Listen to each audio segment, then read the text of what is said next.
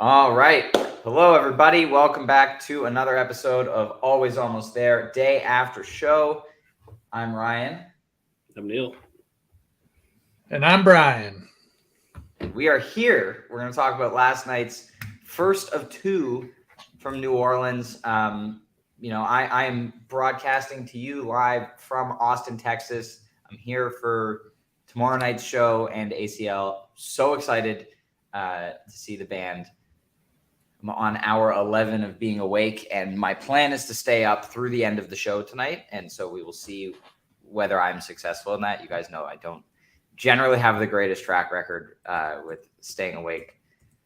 I agree with some of the comments last night, though. At your age, this shouldn't be an issue. I mean, what? I was brought up on always having enough sleep, and I don't do well when I have like under 6.5 hours of sleep, basically.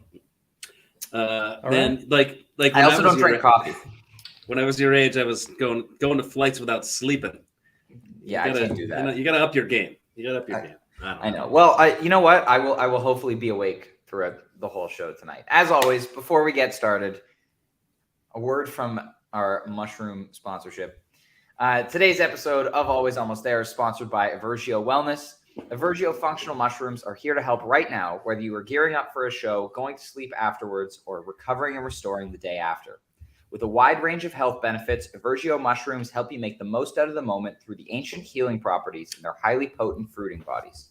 The organic certified therapeutic potency and their planet positive refill system are two of the many standout reasons that Evergio is my choice supplement. Be clear, chill, balanced, energized, protected, focused, and calm in the moment with Evergio mushrooms. Use code STORMSOUND15 for 15% off your order. Ships anywhere in the U.S. or Canada. Wow, look at this guy commenting. So the mushrooms, they don't help with your sleep stuff? I mean, some mushrooms that can keep you awake a little bit longer or something? I could, but I also... I had another idea too. Yeah. Have you talked to Big Mushroom about using some of Goose's prints as advertisements? Advertising. They like their mushrooms. We got a lot of mushrooms in our poster scene, so just throwing that out there. You know what I mean? It's like a 1 in 3 chance, if not higher, that you're going to get mushrooms on the tour print for that particular night. Yeah. So, and if you don't get a mushroom, then the likelihood of a dinosaur goes up exponentially. It's true. And then if there's no dinosaur, the likelihood of an alien. Yeah. Or a Yeti. So they've got the formula. I feel like we've had a lot of elves too. Yeah. And foxes. Yeah. No geese. I kid, but I love almost all of these posters. And so kudos to all of the artists, who contribute their work. A lot of mushrooms though. I mean, these are facts. You know what I mean? I'm just reporting the data. A lot of mushrooms. The Nola one's hot though. Nola one is very Brian, hot. That's a pretty cool sweatshirt that you're wearing there. Where can I get one? Oh, this is a Jive Goose Designs Madivan sweatshirt currently on sale. Oh, yeah. You got a couple weeks. Where is it on sale? Well, you just got to look for it on Twitter. You know what I mean? You got to DM me, and I'll send you the deets. I'll take care of you.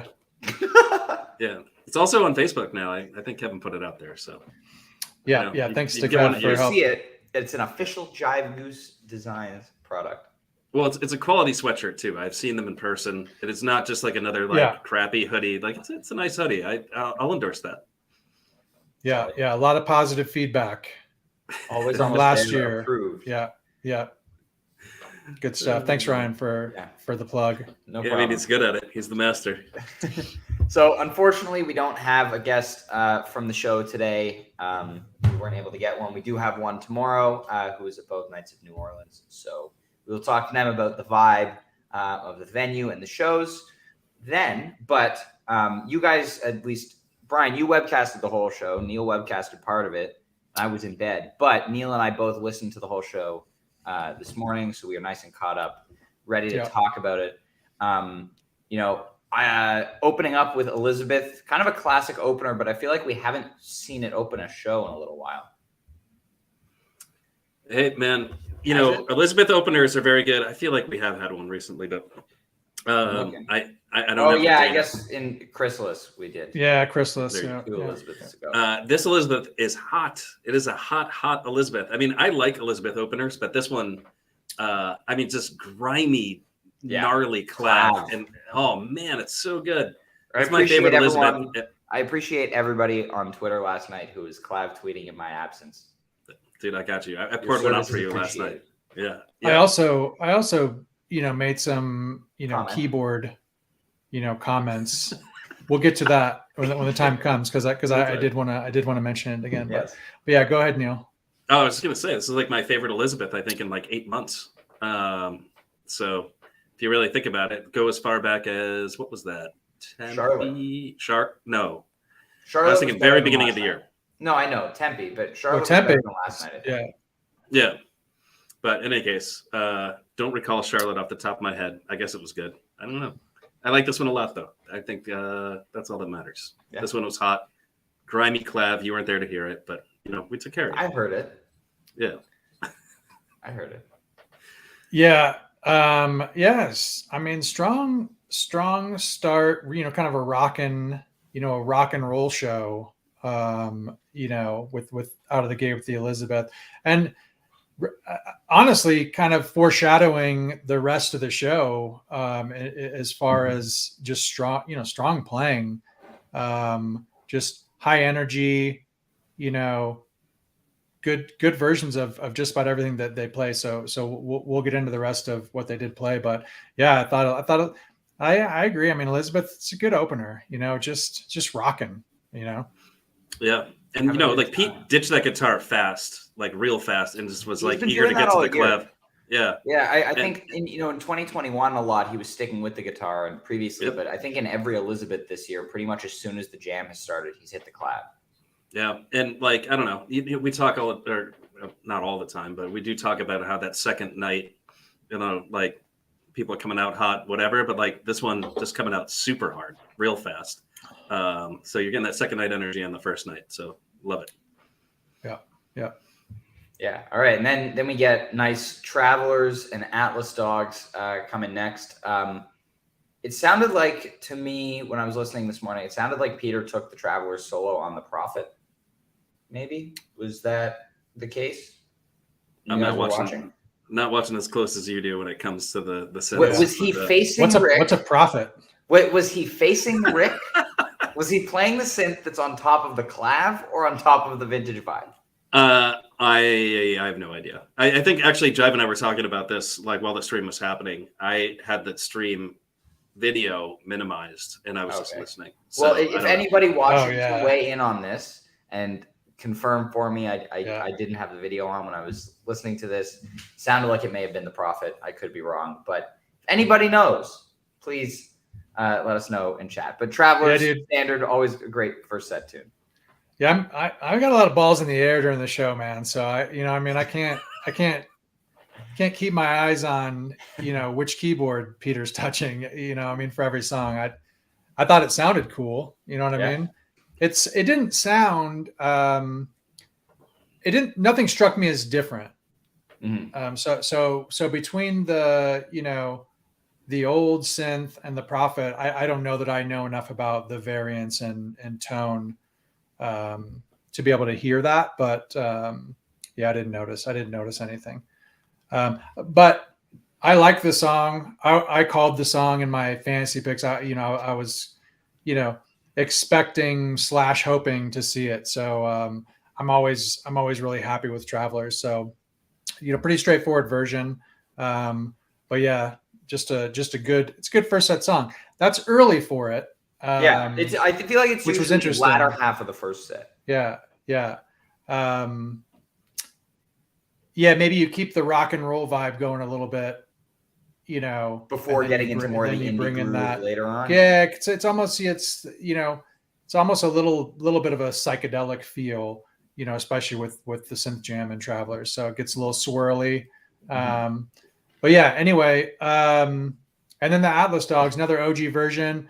Yes. Right away in the chat, I pretty much said to Neil, I wonder if they'll take this for a ride tonight since it's coming back on short rest. Hey, give Neil credit for his really good tweet. They're taking the dogs for a walk. Yeah, no, that was super good. Yeah. Thanks for the plug. Appreciate it. That's one of those tweets that I'll probably just save, and then every time they play Atlas Dogs, I'll just smash the retweet on that one just to bring it back. Kind of like the psychedelic Redbird.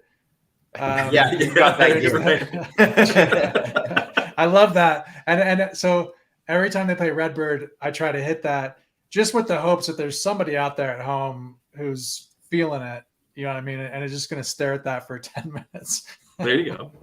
Speaking of Redbird, I'm really hoping that they don't play it tonight because my little brother really, really wants to see it tomorrow. So fingers crossed. Thank you, Matthew Ross, for confirming this for me. Prophet, Solo, and Travelers. I knew it was the Prophet. Yeah, okay. Yeah. Sure you did. Sure you did. So, but the A Dogs. Yes. Yeah. So great. OG, Green I think sleeves. we were expecting it to go somewhere. Really cool jam. I wouldn't have known Greensleeves by name. It was something familiar. But I think it's a familiar melody to at least to most people. So so that was interesting. But overall, yeah. I mean, a cool jam and love seeing it get that jam tacked onto it. You know what I mean? I think that's we've had some really good jams come out of Atlas Dogs. So love OG version twice in a row now. So I mean, we'll just kind of see how this continues to evolve. If they kind of continue to go back and forth, or if they start to settle in on something. I haven't noticed any real tweaks or anything since they've kind of come back that way. So I'm hoping they stick with the OG version and we start, it's kind of been relegated to shorter jams the last couple of plays. I'm hoping it starts to expand again and we see, February, March, there were a couple of bigger versions. The Portland one in February hit 20. The Nashville opener was like 18. It was really good. So hoping we get back to that point. And big style differences. Yeah. From a lot of those longer versions from, dance beat, kind of driving jam to a more kind of melodic, pretty jam. And then, I thought last night was just maybe a little bit more of, just a nice major key kind of slow build. So yeah, good stuff. Yeah, good stuff before it got to the Greensleeves too. Like, we were talking about it before we even heard, that melody come in, and we were like, "This is really good." It was killer. Yeah, tack on the jam. Yeah, and then we have Earthling or Alien next. Get some nice churn going here. They love the churn on this song. I love the churn on this song. Neil loves the churn on this song. Brian is okay with the churn on this song sometimes. Yeah, I thought it was a pretty. I thought as far as Earthling or Alien, this is more what I would consider kind of straightforward at this point with some of the more kind of dark or spacey jams that we've seen recently. The Chrysalis in Vegas, yeah. So this one kind of back to what you might expect. It's good fun. It's good fun for everybody. Yeah. It's a nice mid set first or nice mid first set song to get people dancing. Yeah. It took a while to get that one out, but it's pretty good. It's good, not great. And it's a dancer. I think it has a spot right here and it's awesome. Mm-hmm. It works very well mid first set. I agree. Yeah. Then things got no. I was just gonna say things got interesting at this point. I think at the end of Earthling, I was thinking, all right, yeah, we definitely got time for two more. You know what I mean? Mm-hmm. And then Turn Clouds. So now I'm thinking, oh yeah, okay. So Turn Clouds, and then something, 10 minutes of something to close a set. So I'm just kind of already starting to think, what we might be getting. Got one eye on my fantasy picks over here. Gotta make sure that we're getting numbers. This Turn Clouds, love the song. Always happy to see it. For some reason last night, I just kind of felt like it was just standing out to me how Peter how he just crushes that organ jam. Mm-hmm. It's, and I don't know if it's anything like out of this world, but every so you just Precise. You're watching these. It's like watching your kids grow. You know what I mean? It's like you don't notice when they grow half an inch because you're just seeing them every day. So I feels like that sometimes with Peter's, organ, keyboard playing, whatever. It's all encompassing, right? Mm-hmm. And so last night, so every once in a while, I'll see something. I'll just be like, damn. It's, every once in a while you notice like it's just somewhere along the way, it's gotten better. And obviously it's gradual. And so, might not always be noticeable. I don't want to go on and on about it, but I just noticed last night, man, I was just like, wow, this just crushing this organ jam. It just sounds so good. It sounds professionally executed and, about as perfect of an organ solo as you would expect in that type of arrangement. So anyway, kudos to Peter. Kudos to me for noticing that. I've just, with Ryan out, I try to keep my ears on the keyboards a little bit more just to make sure that, that I'm getting the people are getting informed about what's going on in the keyboard world. Yeah, exactly. I appreciate you looking out for everybody. You're welcome. Yeah. But yeah, picking up on what Jai was saying, like to this point, every single song executed very, very, very well. They didn't really, aside from Atlas Dogs, like go crazy jamming just yet. Kind of like stayed in a lane or like in the structure of the song, but all of it it's just very, very good. One song after another until you get what's coming next. So. Yeah. And what comes next? All I Need into Wild Night. All I Need, I think the theme of this fall's All I Need has been short and to the point. It had a really huge first half of the year through August, 2 35-minute versions, numerous other, versions above 20 that are phenomenal. And, I don't think we've had one longer than 14 or 15 so far this tour. They're packing a lot into these first jams. And then this one, they used the second jam as an opportunity to segue into Wild Night. I really like this cover for them. They haven't played it in 2 years. Yeah, I know you were giving me shit before because I'm not young enough to appreciate. So no, I just wanted to heard it millions of times. They use the second jam to ripcord, into anyway. I'm just. It's so fun. You didn't let me finish. I was going to say I love the cover. I don't love it coming at the expense of an All I Need second jam. Yeah. Before we get into Wild Night though. Jam? Yeah, can we back up and talk about the first jam? Because it's outrageous. It's so incredibly good. To the point. That was on the path to being like one of my favorite All I Needs since, well, I guess the summer. But like, it is absolute fire first jam, right? Like you're not getting that blissy first jam. Like they're just like going nuts, going right at it, and it was so good the whole way. And I was just really excited, and my hopes were up, and than the second jam, but very, very good. All I Need, even though you only got one jam out of the deal. Mm-hmm. Yeah. No, that same thing. I mean, it's the first jam is so good. Just super high energy. It doesn't go dark, but it's also not just straight bliss jam. It's got some substance to it. Yeah. And then it does have a really nice big kind of return. And so, at that point, I'm looking at my watch and I'm thinking, oh yeah, okay, well, we might not get a second jam, but that's okay. I have no problem with that. You know what I mean? Especially like Neil's saying with these really big first jams.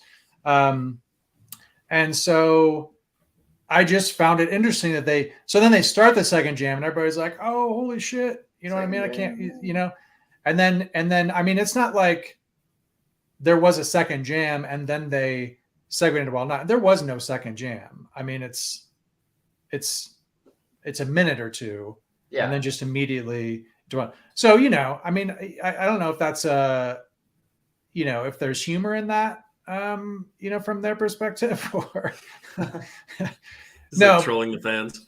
it just seems like, you know, you could just end at the end of the first jam, go all night. But I don't know. Maybe I'm just salty that, you know, they teased us with that second jam, Yeah. and then did the wild night. I would also say though, I you know, as much as it was kind of abrupt and, you know, cut off the jam, I like hearing them execute a segue like that because it was a good segue. So I feel like I'd rather, like, yeah, you had the expectation of the second jam, but also I think it's cool to use the opportunity to segue into the cover instead of, you know, if they had stopped All I Need and then started Wild Night. Yeah, it's the same thing they did with Arrow in DC.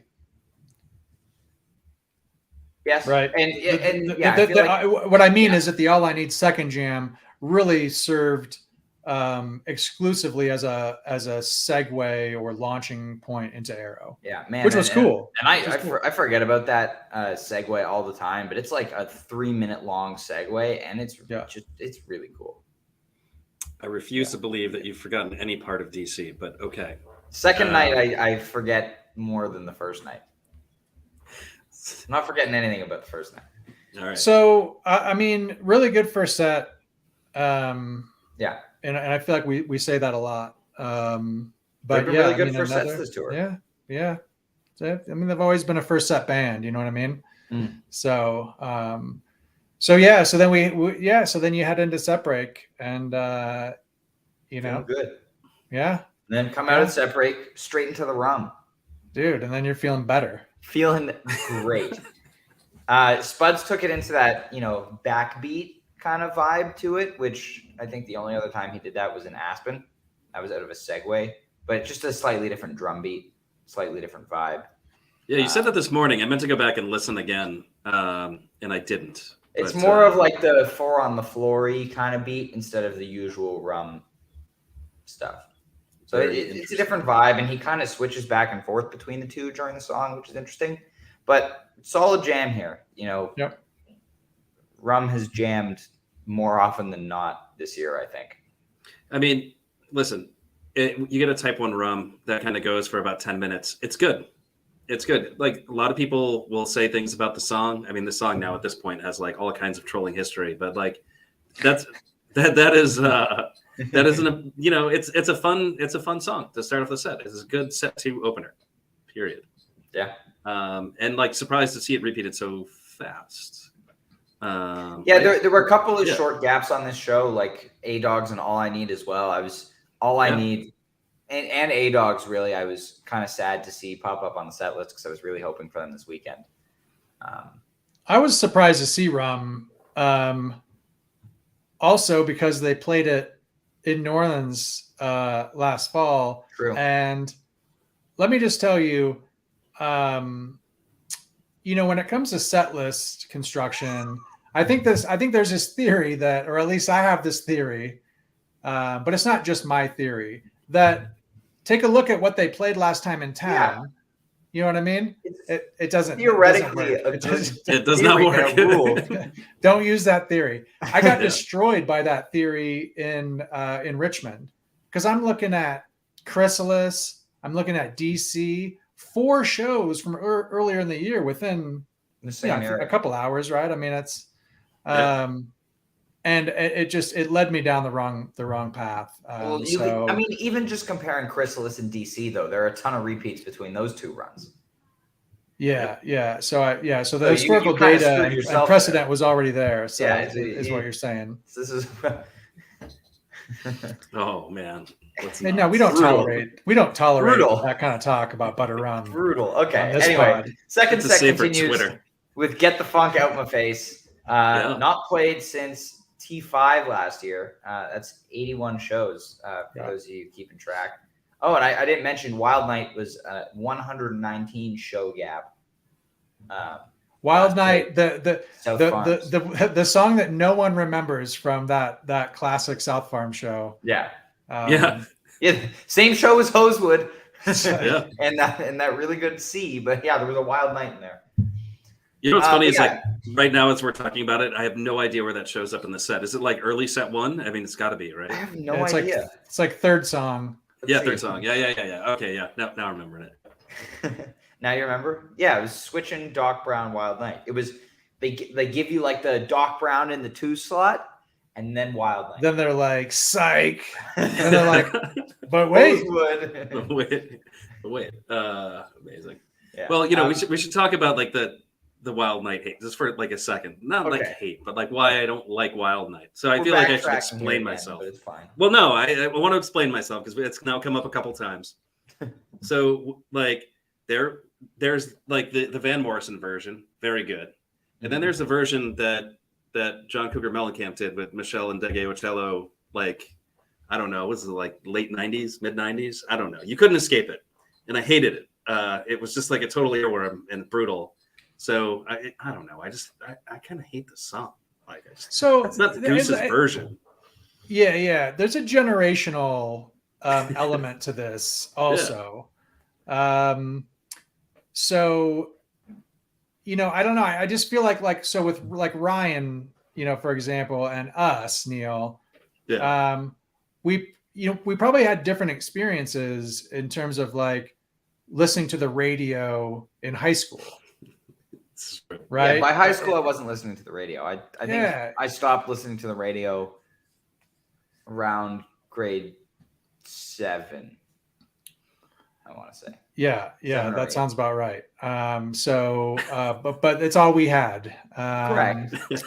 Well, it was all So I we had for antenna. a We long actually time. we had our cars had antennas I'm aware because radio was so crucial to our Okay, existence. For the record, I'm a few years away from not understanding any of that. Like my mom made a joke earlier today about a Rolodex, and I was just like, yeah, like about my brother. I was like, he has no idea what a Rolodex is. Like, I mean, I barely do myself, but well, his first thought was, even- I mean, who can afford a Rolodex, and who even wears watches anymore, right? haha, funny guy over here. So Look at this guy. let me finish this thought quickly got so we can Yeah, finish the show. Yes. So we just we lived in an era where when you're in high school you listen to a lot of classic rock radio, and so and those radio playlists repeated a lot of songs throughout the day, every day. Yeah. And so that's the thing, you know what I mean? So there are songs, I mean, like Steve Miller Band. If Goose covers Steve Miller Band, I'm not going to be happy. You know what I mean? And or like so there's a lot of like it's not even so there's a lot of these classic rock songs that really it's nothing You don't want to personal. hear Goose cover the Joker? It's nothing personal with Goose. It's just that some of these songs I got burned out on a long time ago, and so that's just where they live, within me now. And so it doesn't matter what band plays them. There's a lot of them just kind of like, Yep. You've now put this imagery in my head of Jeff singing "Some people call me the space cowboy." Now it's got to happen, right? Now Actually, I wouldn't hate want that. I wouldn't hate it. I kind of want Jeff to sing the Joker now. Or like, never mind. I'm not gonna go. With this. You've got that bro look in your eyes again. Let's move. Let's get back to the second set. We've gotten way off track here. Get the funk out of my face. Get the funk man. out of my face. Last time played Terminal 5. Trevor kills it. Yes. And then the set can go one of two ways here. Yeah. And it goes one way. It goes the way Yeah. we were. It goes we were the all way we were hoping it was going to go. And Because at some Yeah, point, Wisteria. because at some point you're thinking same thing in like Dylan Night 2. Mhm. Lights go down for set 2, and you're like, all right, let's get ready for this Wisteria, and then it's like flow down. And you're like, Yeah. come It's on. like Red You know what I mean? Rocks when the But lights then- go down for the but then you- encore, and you're like, let's get ready for this trick field. But then you get the Wisteria. You know what I mean? So Yes. so I think even with the rum, I was like, okay, I mean, rum Wisteria works. You know what I mean? And then so get the funk out of my face. I'm thinking, oh man, Rum, get the funk out of my face. Wisteria now also works. the odds are going. The odds are going down at this point. Yeah. So anyway, they appeased. I don't know what the most called song on Fancy Goose was last night. We should probably take a look at that. But I imagine many people, certainly well over 100, I'm sure, had Wisteria. While we're talking about Fantasy Goose, really quickly, let's just give a quick shout out to Haps Jr., who got his first golden goose last night. Big congratulations. 35 points. He's 11. Young Colorado, coming out of the young Colorado Fantasy Goose talent pool. Oh, man. Just, how old is he? 11? Yeah. 11. Yeah. I think he's 11. Yeah. I've met him. He's a wonderkind, a savant. We're going to see great things. I did see that one person picked loose ends last night, which interesting. Yeah.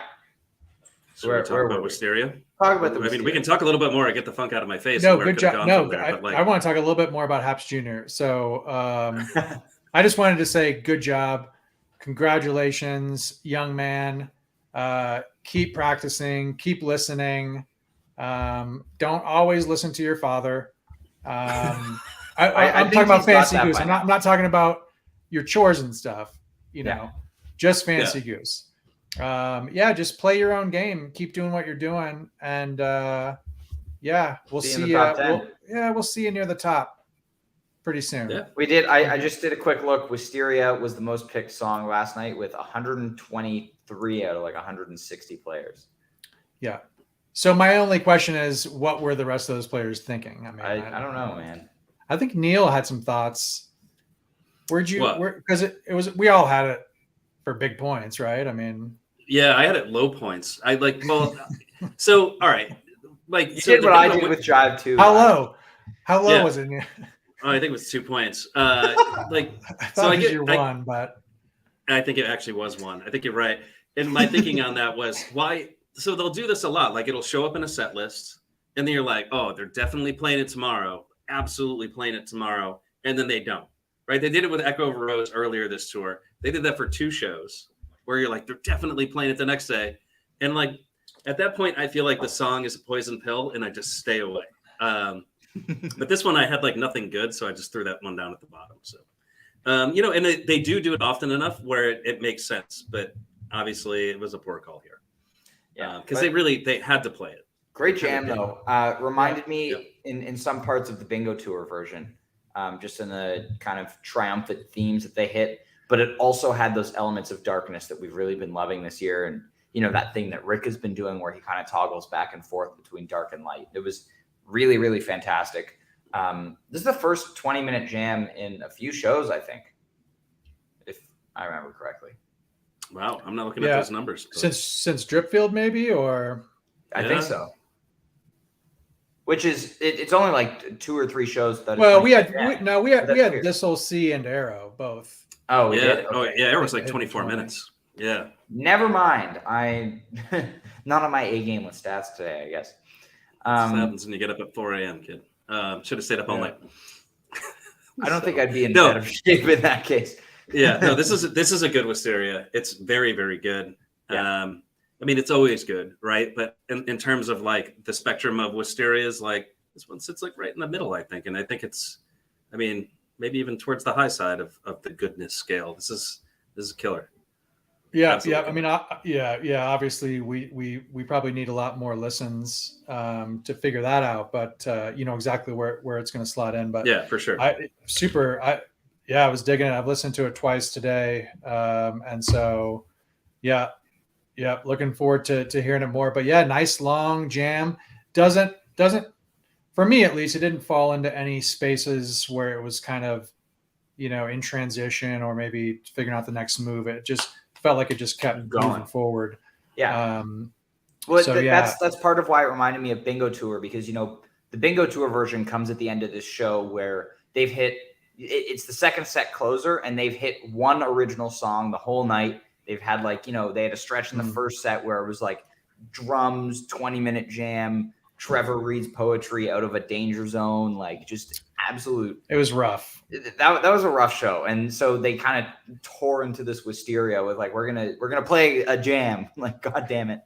Well, that was the moment where, so this is one of the coolest moments of Bingo Tour was when, super rough night.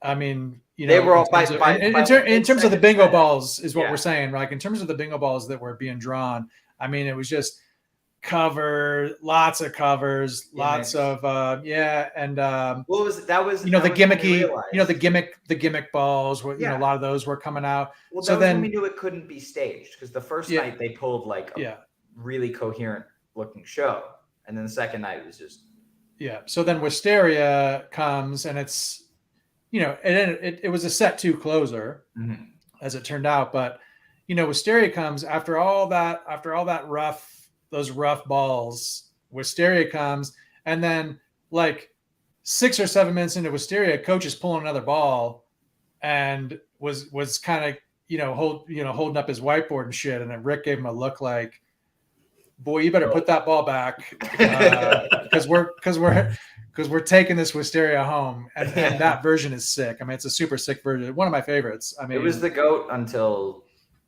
2021, I think. Sometime mid 2021, maybe late 2021. Yeah, it might have stayed the GOAT for me until January. I don't remember, but wouldn't have made it past March, that's for sure. Well, wouldn't all timer January, all timer, and it'll stay on the listen list for like a while, right? It's definitely still in the top 5. But that's our nice Wisteria digression there. Yeah, and then another balls. Yeah, go ahead, Ryan. Got to go with the balls. Gotta go with the balls. Let's show you guys the congratulatory signed 8 by 10 I got from Rick. Oh yeah.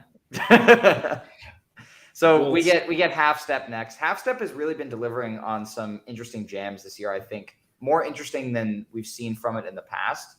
I think we had the one from Legend Valley that had Peter on keys, great synth work there. We were talking about this one in the chat earlier. Really just purposeful and driving here, I think. Yeah, I think the adjective I used was ferocious. Yeah. It is. I mean, it's got a lot of bite to it that you wouldn't really expect out of a Grateful Dead cover. So I don't know. It's a killer version. I'm gonna go back and listen to this one a bunch. I don't know where this stands on my like versions of Half Step goes, but like this is killer, and it's definitely worth re-listening. This is gonna like not maybe be on a playlist like Jam of the Year playlist, but I'm going to listen to it a bunch over the next like week or so for sure. Yeah, and that whole sentiment of like I'm not sure where this like ranks in terms of the other Half Steps.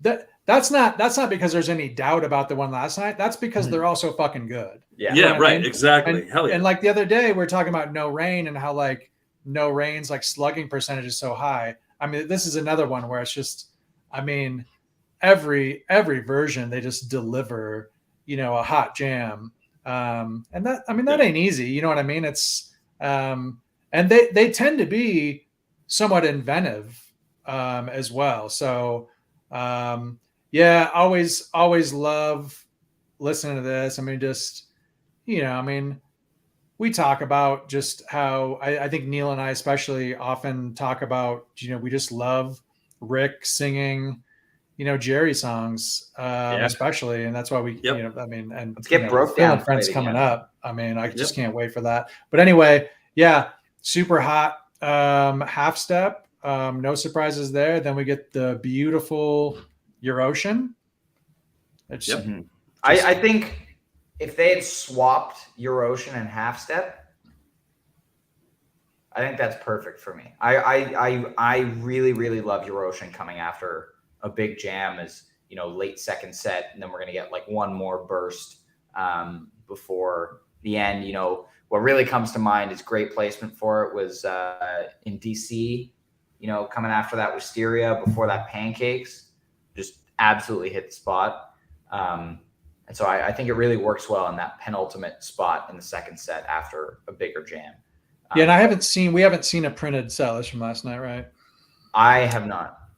So, because we have, we with Arise and, Your Ocean. So it could be something, it very well may be something purposeful that they're trying out. Just as far as these late set 2 or set 2 closer ballads. So interesting to see what it was on paper. So then Peter comes out with no guitar. So I'm immediately starting to count my points. Because I think we all knew White Lights was kind Inevitable. of had a high probability of being played anyway. So yeah, when he came out without the guitar, kind of figured that's what was coming, as did a lot of people. I mean, you could hear people in the crowd yelling White Lights before they started. So it was, I think And they really like putting loose ends with White Lights, I think. Yeah. Well, I mean, it fits. Yeah. Noah tweeted today, he's also chasing loose ends. And he was like, they tease loose ends like 40 times when I see them, and then they play it the show after. Yeah. Poor Noah. The kid gets no breaks. You know what I mean? I know. Like, yeah. Geez. Gets nothing. So I'll say this about that second set. I have no complaints. I like the flow of the set. I love all of the songs in that set. I mean, that's an amazing second set. That's a really good second set. Let's say maybe not amazing, but like very, very good. This is like a solid show all in all. And that encore is awesome. That's a really, really good White Lights. I mean, there's a couple of ways White Lights can go, right? I mean, they can go completely off the rails, or like just like have a high energy encore, right? With a little bit of loose ends in the middle there. That's killer. Yeah. And like, it's such a treat too. You get your loose ends at, first night in New Orleans. Yeah. You gotta love that. Yeah. No, you gotta love that. Well, so I agree. I mean, in terms of just your overall, thoughts there. I mean, this is the top show. I think, maybe as the tour gets going, I mean, maybe we'll talk about it a little bit more, but I've still got Atlanta night 1 at the top of my list.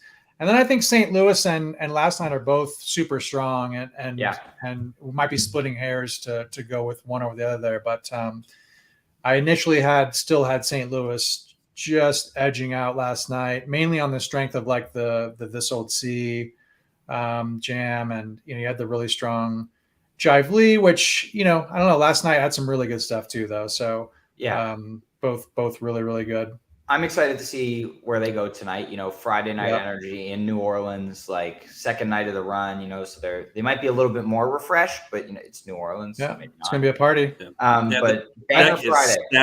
Stacked Why didn't I go to these shows? I mean, Thursday, Friday in New Orleans, it would have been just pop right down there. I don't know, man. Get on a plane, come to Austin tomorrow. Gotta. It's too late now. Too late for that. Yeah. Hey, I just wanted to give a quick shout out to, with the all the fancy talk and whatever.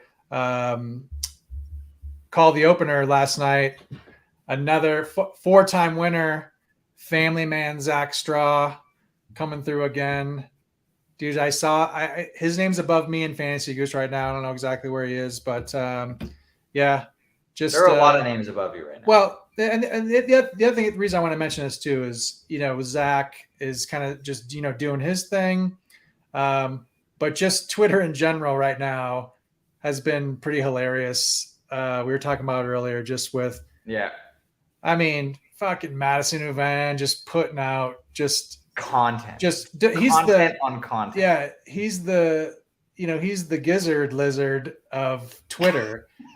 Twitter content. It's like he's getting paid, man. Dude's just paid to do it. Yeah. If he was a band, he would have put out like 7 albums this year. I mean, 902 Vickers also killing it the last few Vickers days. I mean, it's the genesis of a meme happening right now. Vickers has got a whole thing going that's like next level shit. Like it started so innocuously like a week ago, and then it was the post a couple of days ago that was just so it's hilarious. Yeah, so you're missing out if you're not following either of those guys. Follow 902 Vickers, follow Madison Buvon. Matthew, I'm not making any predictions for Stubbs right now because I would like to not have to then eat my words when they play all the songs tonight. Well, you don't have to make predictions. Just tell us about your desires. I don't want to put anything out there. I don't want to risk anything. Well, it's going to be a good show. Austin's an amazing town. They're going to be coming off of an awesome night in New Orleans. I mean, you should be ready for a good one. But no matter what the deck is stacked right now, like they can go out there and play 10 bangers tonight. And 2 covers. Still more bangers. And then they still got like a whole bunch of bangers to play in Austin. So like what are your high pointers tonight. Oh, all of our picks are in, aren't they? Boy. Yeah. Yeah. I mean, we can I've talk got about this real quick. you know, if people want to cheat, that's fine. I've got pancakes, Rosewood, Madhavan. I think somebody mentioned, you know, when my picks are in, I picked 8 bangers tonight. Yeah, I mean, like, so, like, Banger I'm hoping Friday in for Orleans. like a pretty classic set here: Rosewood, Madhavan, Flowdown, Empress. I think the banger heavy picks are. I mean, I don't know. I don't know if that's the way. I feel like we were just saying. You know what I mean? It's like it doesn't even matter if they drop a bunch of bangers. You know what I mean? It's you just never know. You know what I mean? So because I used to kind of feel like I'm just going to drop every banger that's like in that range of high probability for tonight, and then hoping that if I cast a wide net, I'll grab 4 or 5 of them or whatever. Correct. But now, man, I don't know. I'm trying to be a little bit more thoughtful about some of the non-bangers and kind of because those rotations are starting to shape up now. And I think we're still like I got Dr. Darkness tonight. Last tour, you wouldn't have caught me with Dr. Darkness as a 4-pointer. You know what I mean? Yeah. But here we are. You know what I mean? Here we are. And I'm really banking on. I'm banking on Flowdown, T, Born. Those are my high pointers tonight. Which again, I mean, I'm thinking they say I'm not used to having said, those songs up there like that. So yeah. Well, Joel's been saying Austin tomorrow night is his first show. I will see you there, Joel. Very excited for you. Yeah. Have a good first show. Be careful.